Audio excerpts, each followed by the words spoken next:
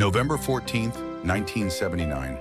A small neighborhood market in East Los Angeles hummed with the harsh buzz of fluorescent lights. The afternoon sun was setting outside, casting long shadows across cracked pavement where hope was a luxury few could afford. Near the pharmacy section, 72-year-old Maria Gonzalez stood frozen between two impossible choices.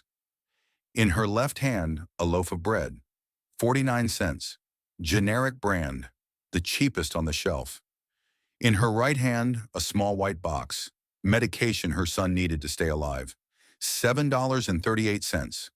Her weathered hands trembled as she looked from one to the other. The mathematics of survival are cruel. She had exactly $3.17 in her worn purse. Not enough for both, not nearly enough for either, but she had to choose. Food for tonight or medicine for her son's failing heart. Beside her stood Danny, 43 years old, but forever her little boy. Born with Down syndrome, in an era when doctors recommended institutionalization, Danny had been Maria's entire world.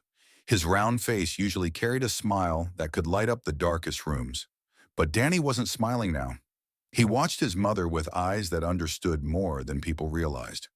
"Mama," he said softly, his voice thick with the characteristic speech of his condition. "It's okay. I'm not so hungry." The lie broke her heart. They'd been rationing food for 2 weeks, ever since Maria's last cleaning job ended. At 72, nobody wanted to hire an elderly housekeeper when younger women were desperate for the same work. Danny was always hungry lately. They both were. But hunger wasn't what terrified Maria. It was the medicine. Danny's heart condition required daily medication. Without it, his body would deteriorate. The doctor at the free clinic had been very clear. "This medication isn't optional, Mrs. Gonzalez. It's keeping him alive." She'd been stretching the prescription, cutting pills in half, then quarters, making them last longer than they were meant to. Yesterday, she'd given Danny the last quarter of the last pill. This refill was due today, $7.38. It might as well have been $700. Maria had survived poverty, widowhood, prejudice, every indignity life could throw at her. But standing in that fluorescent-lit aisle, she felt completely defeated for the first time in 72 years. Her son's hunger or her son's heart? What kind of choice was that? She set the bread back on the shelf with shaking hands. The decision made itself. Danny could be hungry. He couldn't be dead. Maria turned toward the pharmacy counter, but the floor tilted beneath her. Dizzy. When had she last eaten? Yesterday? The day before? She couldn't remember anymore. Danny caught her arm, his grip strong and steady. "Mama, please, you need food more than I need pills." "No, mijo, don't say that." "I'm okay, Mama, really. But you're not eating." He was right. She was starving herself to feed him, and now she didn't even have enough to do that. They had reached the end of something, that place where dignity and pride and even love couldn't stretch any further. Maria didn't hear the footsteps behind her. She didn't notice the tall man with the thick mustache who had been standing one aisle over, close enough to hear every word of their whispered conversation. She didn't see him set down his basket and walk toward them with careful, deliberate movements. What she did see, suddenly, was a hand reaching past her. Large hands, masculine, with calluses that suggested real work. Taking both the bread and the medicine off the shelf. She looked up, startled, into the face of a stranger. Early 40s, handsome in that effortless way, but it was his eyes that caught her. Brown, warm, and impossibly kind. "Ma'am," he said gently, "I think you dropped these." It was such an obvious fiction that Maria almost laughed, but there was something in the way he said it, in the careful dignity of the lie, that made it a gift rather than an insult. He wasn't pretending not to understand. He was offering her a way to accept help without the bitter taste of charity. I didn't," she started. "I saw them fall," he continued smoothly. "Nearly tripped over them myself. Here, let me get these to the register for you. Least I can do for almost causing an accident." He was already walking toward the front, carrying her bread and medicine, leaving her no choice but to follow. Danny took her arm, his face showing confusion that probably matched her own. At the register, the total came to $8.43. The man pulled out a 20 without hesitation. "Sir, I can't," Maria began. Already paid, he said with that gentle smile. Consider it an apology for almost knocking you over. The teenage cashier played along perfectly. That'll be $11.57 and change, sir. He took the change and immediately pressed it into Maria's hands, closing her fingers around the bills and coins. For your trouble, ma'am. Really, I insist. Maria looked down at her hands. $11.57. Combined with her $3.17, they had nearly $15. Enough to eat for several days if they were careful. Enough to make the medicine and the bread not a choice at all. The tears came then, hot, unstoppable, spilling down her weathered cheeks. Not delicate tears, but the kind that came from somewhere deep in the chest, from that place where hope had been locked away so long she'd forgotten it existed. Thank you, she whispered, her voice breaking. Thank you, sir. God bless you. The man smiled, and there was something sad in it, something that suggested he understood desperation better than his expensive clothes suggested. My pleasure, ma'am. You take care of yourself and your son. He was walking away when Danny called out, his voice clear and strong. What's your name, mister? The man turned back. For a moment he seemed to consider not answering. Then he smiled again. I'm Burt. And what's yours, friend? I'm Danny. This is my mama, Maria. It's very nice to meet you both. He tipped an imaginary hat and disappeared into the Los Angeles afternoon. Maria stood clutching her groceries, tears streaming. The cashier leaned over. Do you know who that was? That was Burt Reynolds, the movie star.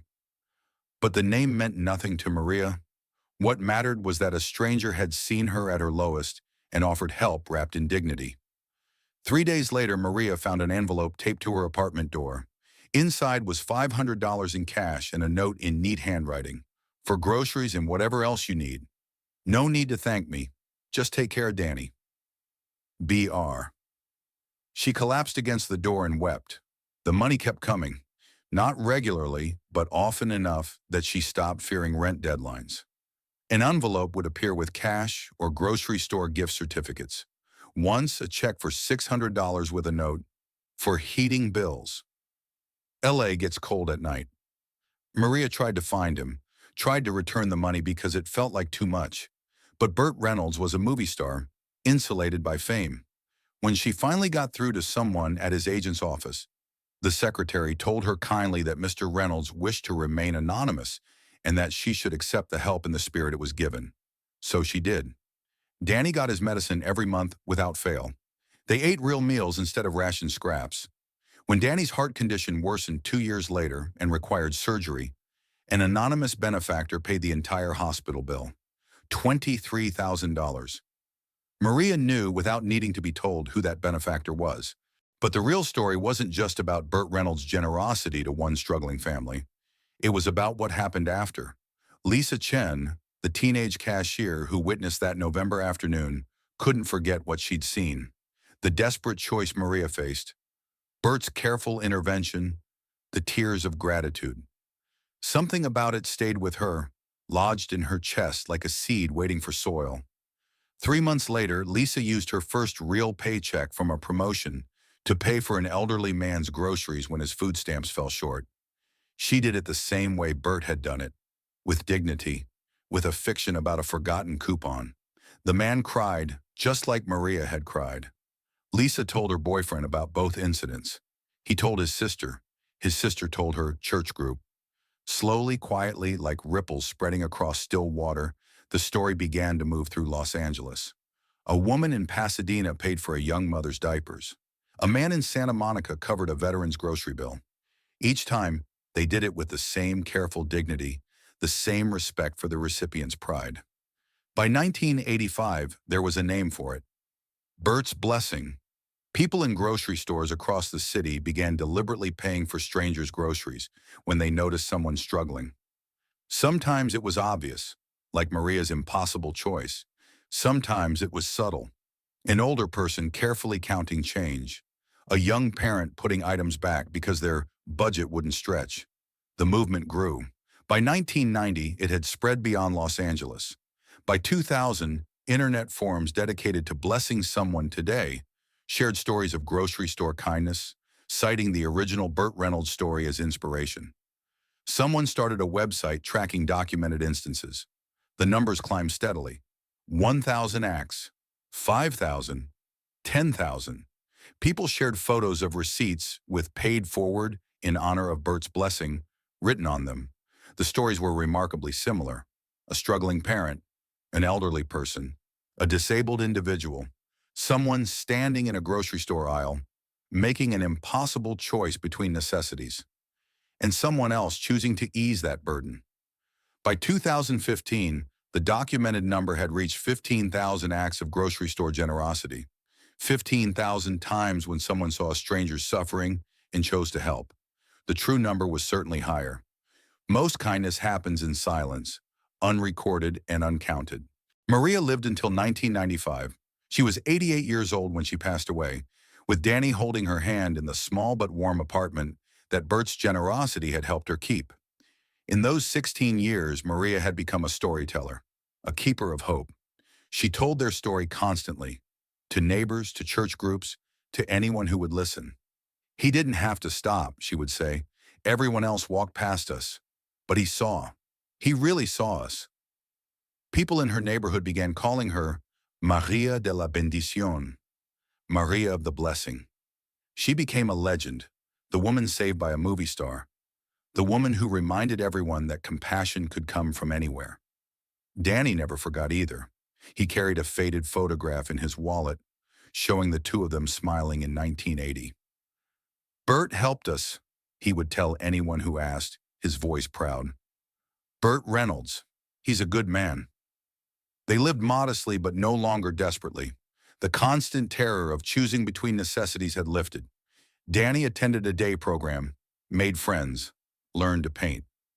Maria continued cleaning houses when she could, but the shadow of that impossible choice never returned. When Maria died on a quiet Tuesday morning in March, more than 100 people came to her funeral. The tiny church in East Los Angeles was packed with mourners who spilled onto the sidewalk. Many had heard her story over the years. Some had been inspired to help others because of it. After the service, a woman in her 50s approached the funeral director with an envelope. "I was the cashier that day in 1979. I saw everything." Inside was a check for $5,000. The note read, "In honor of Bert's blessing and in memory of Maria, who taught me what it means to receive help with dignity." Danny lived another 12 years, cared for by a group home that Bert's Foundation secretly helped fund. He kept that faded photograph until the day he died, painting watercolors of grocery stores and a man with a mustache smiling kindly. When Danny passed away in 2007 at 71, he was buried next to his mother. On their shared headstone, Maria and Daniel Gonzalez, beloved by many, forgotten by none. At his funeral, Lisa Chen, now 73, stood to speak. Maria and Danny weren't just people who received help. They became symbols of what's possible when we choose to see each other's humanity. Among the flowers was an anonymous arrangement. The card read only, "Thank you for letting me help. You gave me more than I gave you. Br." Neither Maria nor Danny ever saw Burt Reynolds again after that afternoon in 1979. But they carried the memory of his kindness like a candle in the dark, and that light never went out.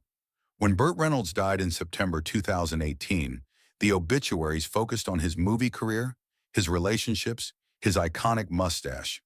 But on social media, something else happened. Thousands of people began sharing stories of grocery store kindness, each tagged with hashtag Bert's Blessing. The thread was traced back to its source. Conservative estimates put the movement at more than 15,000 documented acts across 4 decades. One moment of compassion in 1979 had echoed across generations, multiplying itself until it became something far larger than any one person's generosity. Maria Gonzalez never knew she was part of a movement. She just knew that on the worst day of her life, when she had to choose between bread and medicine, a stranger had seen her suffering and refused to look away. The white box of medicine that saved Danny's life is long gone. The bread was eaten decades ago. The $11.57 were spent on forgotten meals. But the memory of that moment became immortal. And today, somewhere, someone stands in a grocery store with trembling hands, making an impossible choice. Maybe if we're lucky, someone else will see them. Someone will remember Maria and Danny in a November afternoon in 1979. Someone will choose compassion. The tears Maria cried weren't just relief. They were gratitude, yes, but something more profound. They were the tears of someone who had been seen in their most vulnerable moment and met with kindness instead of judgment. And those tears are still falling. In grocery stores around the world, in moments of impossible choices. Proof that we are not alone, that humanity at its core can still be beautiful.